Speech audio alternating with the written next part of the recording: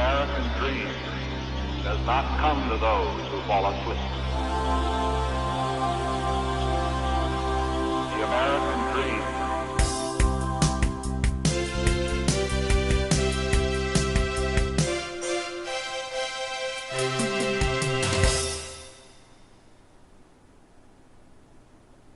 Hi, welcome back. Again, my name is Paul Gruber, and this is the Pronunciation Workshop's 6th training session.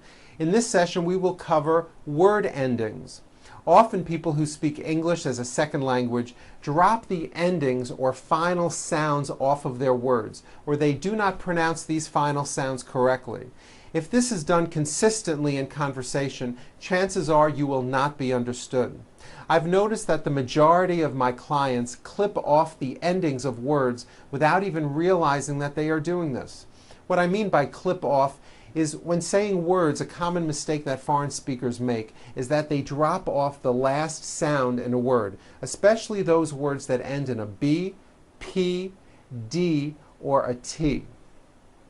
For example, in the word job, you may be saying job without a B sound, or the B is so weak you don't even hear it. I have a good job. You see that? You did not hear the B sound.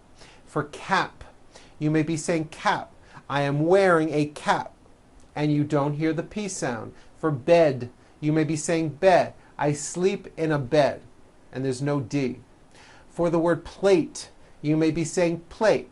I eat on a plate, and you don't hear the T sound. The problem is your listener is not hearing that last consonant sound. And if the person you're speaking with does not hear what the last sound is in your words, they'll constantly be guessing as to what you're trying to say. Therefore, don't drop off the endings. Make sure that the final sounds come through clearly and fully. Do not shorten them. Let's practice these following sentences and be aware not to drop the endings off. We're going to start with words ending with P.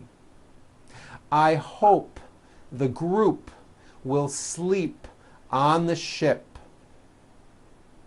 The soda pop spilled out of the cup over the map and onto her lap. Was the egg drop soup cheap? Very good. Now, another mistake that foreign speakers make is unvoicing a sound when it should be voiced. For example, job ends in a B, which is a voiced sound. Job. It's not jop with an unvoiced P. Keep the voicing going throughout the whole word. Job with a voiced B ending. Same thing with robe. Also has a voiced B ending. It's not rope with an unvoiced P. It's robe. Okay? Let's go over these sentences ending with B's. We cleaned the cobweb from the doorknob near the bathtub. Rob broke his golf club when he slipped on the ice cube. The crab was under the cement slab at the yacht club. The ticket stub was found in the taxi cab. Now T endings. Make sure the T's come through clearly. Kate left her cat on the mat as she flew a kite. The sailboat came into the port to join the fleet. What bait will make the fish bite? A cricket or a piece of meat? Very good. Now also remember to add voicing to words with D endings. Bed has a voiced D ending. It's not bet with an unvoiced T, it's bed with a voiced D. Road also has a voiced D ending. Road. It's not wrote, unvoiced, it's road. The whole word is voiced. Let's go over these sentences ending with voiced Ds. Fred will decide which sled should be painted red. David tried to send a refund back to England. He could not hide his report card behind the chalkboard. Very good. Okay, now let's talk about ed endings. Many verbs that are in the past tense end with ed. For example, clean. Today I clean. Yesterday I cleaned. Now, ed endings have similar rules as the s and z endings that we discussed in the second session. Here's the first rule, and probably you already do this correctly. If a word ends in an unvoiced consonant, all we do is add an unvoiced T. So let's look at the word jump, for example. The final sound in jump is a P, which is unvoiced.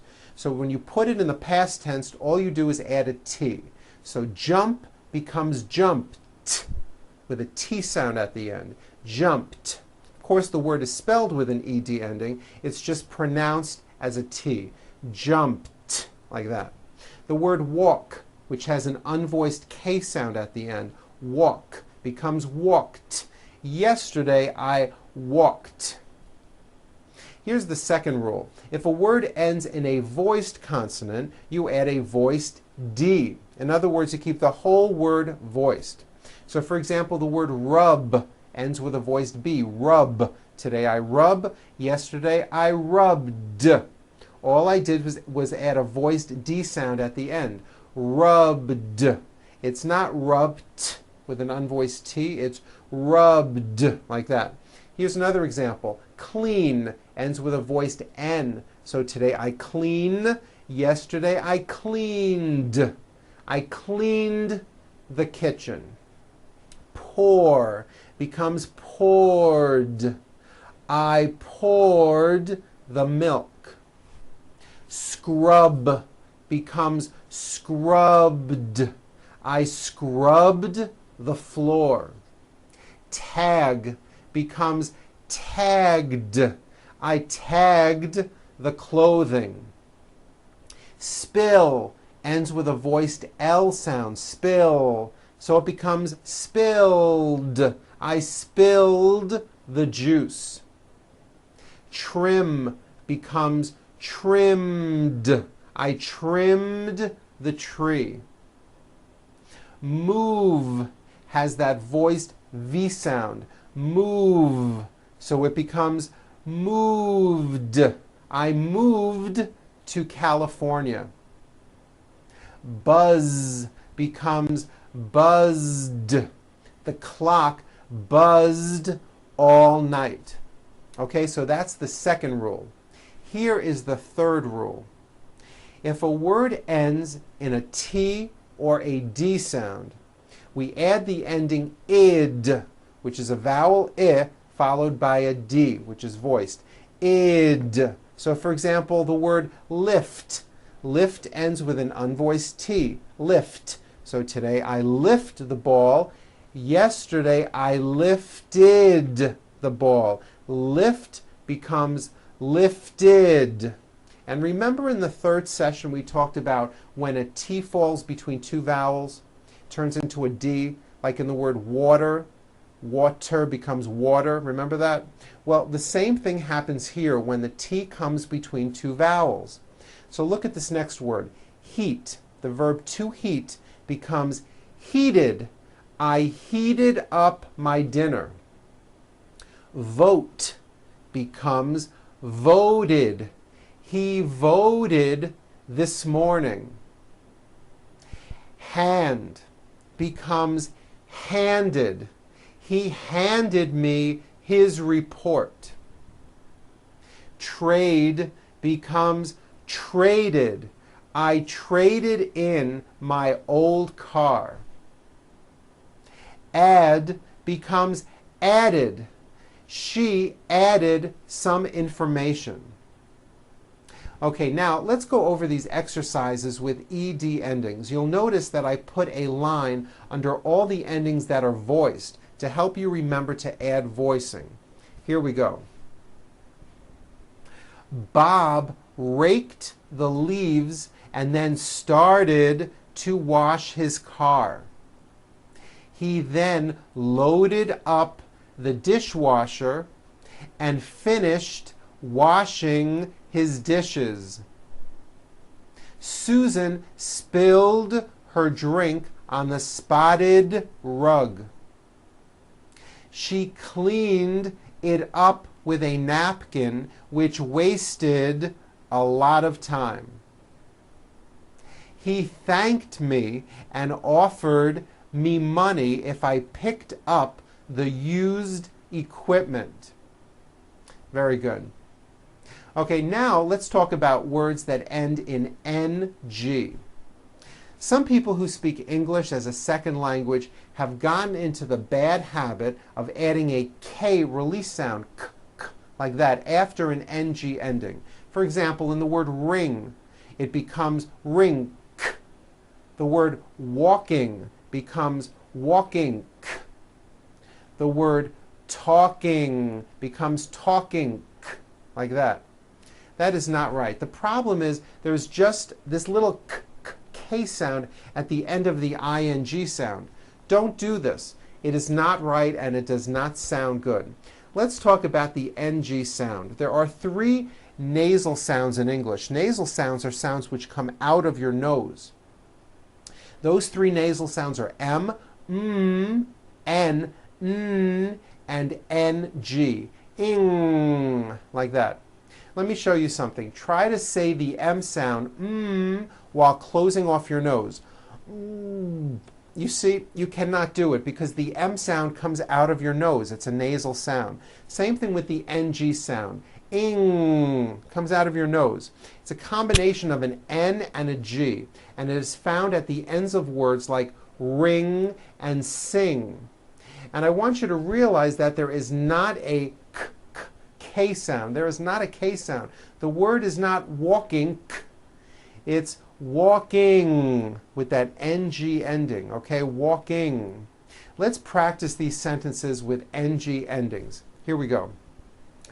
I have a feeling that she is working too much. She has been wearing a hearing aid so that she could sing. He is looking forward to speaking at the Thanksgiving celebration. Very good. Well, that is it for today's session. I hope that you've been enjoying this program so far and are beginning to notice some improvements in the way you are speaking English. I'll bet you are sounding much better already. Have fun practicing those ending sounds, and I'll see you at the next session. I'm Paul Gruber with the Pronunciation Workshop. Goodbye.